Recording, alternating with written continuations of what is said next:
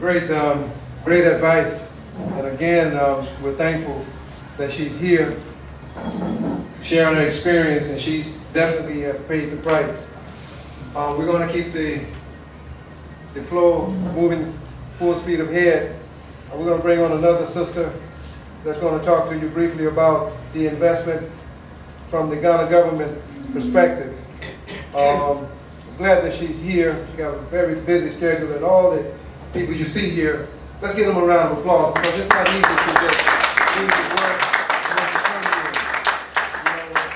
and just to be here for you. I mean, mothers, children, they work all day for the government, and then they come to spend time with us. So I'm really thankful and I'm grateful, and it's not easy, to do this, but because of love for you, it's done. Let's welcome Sister Evelyn from the Ghana Investment. Good evening to you all. Good evening. My name is Evelyn Yafo. I'm with the Investor Services Division of Ghana Investment Promotion Center. The Ghana Investment Promotion Center is a government agency that is established under Act 865, and it operates directly under the Office of the President. We are mainly involved with all investments that come into the country. However, apart from dealing with foreign direct investments, we also offer assistance to all Ghanaian-owned companies as well. So if you're a Ghanaian company wholly owned by Ghanaians and you want to assess some of the benefits that we give to our foreign investment, you are at liberty to register with the GIPC. Now, what does the GIPC do? Apart from attracting investment into the country, we also facilitate investment.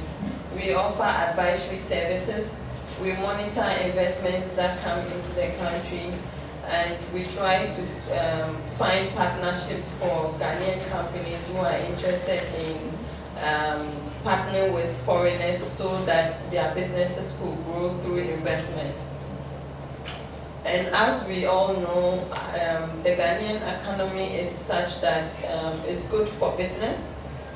In terms of political environment, we have had a stable political environment for some period of time.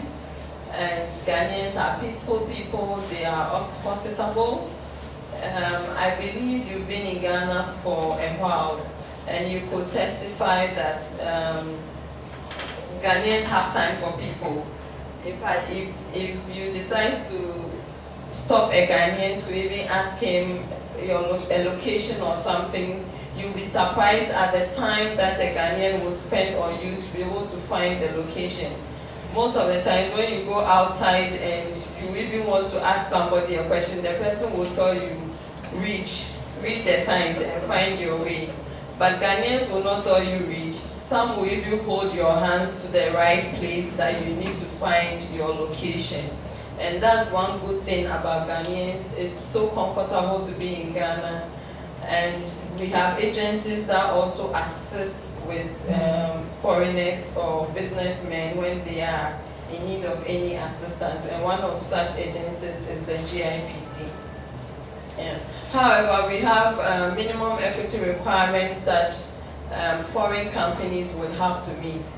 And usually, because we want to encourage foreigners to partner with Ghanaians in businesses, if you are a foreigner and you partner with a Ghanaian in a business, you are required to bring in a minimum equity of $200,000 US. If you decide that you want to be the sole owner of the company, then you have to bring in a minimum equity of $500,000. However, if you decide to go into trading, you have to bring in a minimum of $1 million, and it doesn't even matter if you partner with a Ghanaian. The reason is that Ghanaians love trading, and we want to protect Ghanaians who are in trading. So we don't want instances where foreigners will come in and compete with Ghanaians in terms of what they are trading in. So if you decide to come into trading, then it means you should have enough money to open a bigger shop that will be into wholesaling, more of wholesaling, and that you are not also going to be in the main market area reserved for Ghanaians. You have liberty to engage in any business that you want to go into. However, we have some kind of businesses that are solely reserved for Ghanaians. And some of these businesses are salon, barbering shops, printing of scratch cards. If you want to go into taxi service, you would have to have a fleet of like 20 cars before you can go into it. So if you're a foreigner and you want to go into taxi service, you cannot just run one taxi. You have to have at least 20 taxis before you can be able to go into that service. Some of our priority areas that we promote a lot are agriculture, tourism, manufacturing, energy, services, and under services we are looking at health, education, ICT.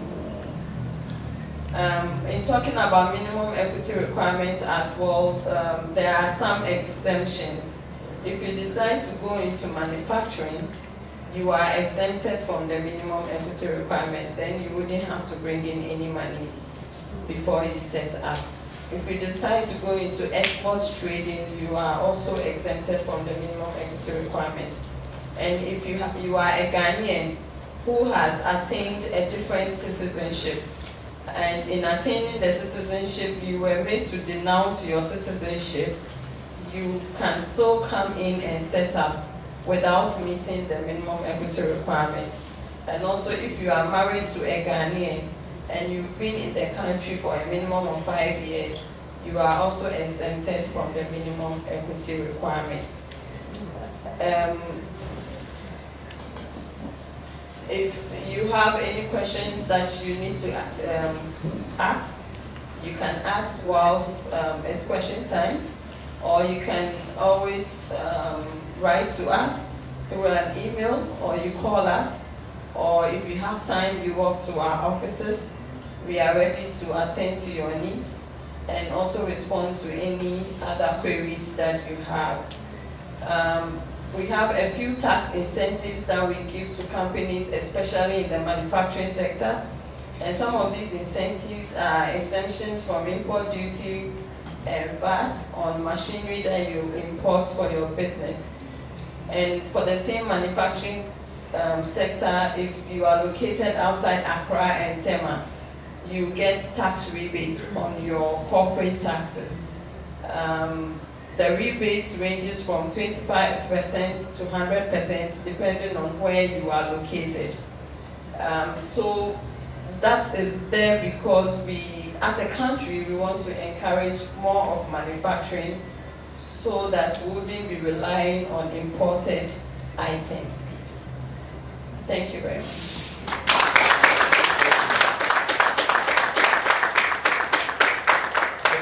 Thanks, Evelyn.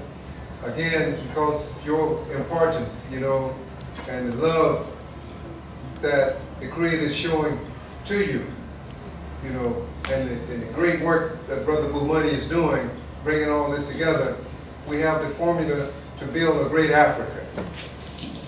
We don't need to have all of the money, as the sister said, You look at people that invest in Europe and America, they just look for a little way to get in. And they make it. They go into business. Many of them don't even have green cards. That's why many of the people are voting now to get Trump out the way so that they can stay there and continue to do what they have to do. But in Africa, we can build, and we don't have all the, you can do your business in Africa, if you just got $1,000. Nobody will bother you, you see? And that's the beauty of it. We're going to bring on a brother.